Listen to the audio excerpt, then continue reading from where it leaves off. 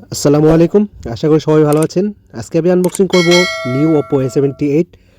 তো এটা সাইডে কিছু ডিটেলস রয়েছে, যেটা হচ্ছে মূলত 67 watt super box charger, fast charger থাকবে এবং 8 জিবি এটার র্যাম থাকবে এবং 256 জিবি স্টোরেজ থাকবে এটার।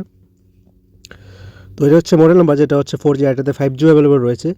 তো সর্বপ্রথম বক্সটা ওপেন করার পর একটা ছোটো বক্স থাকবে এবং তার পরেই থাকবে আপনার মোবাইলটা। আর যেটা হচ্ছে অ্যাকোয়া গ্রিন কালার, আর কালারটা কিন্তু দারুণ একটা কালার। ব্ল্যাক কালারও অ্যাভেলেবল আছে কালারটার এই মোবাইলে। তো আপনার কালারটা একবার চেক করুন, দেখুন কালারটা কিন্তু দারুণ একটা শাইনিং দিচ্ছে, দেখতে কিন্তু দারুণ লাগছে।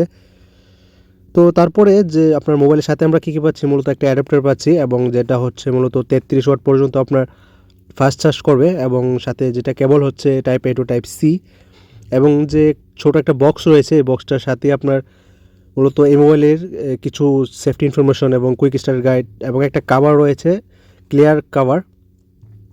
তো মূলত মোবাইলটা কিন্তু দেখতে অনেকটাই দারুণ, আর যেটা হচ্ছে একোয়া গ্রিন কালার।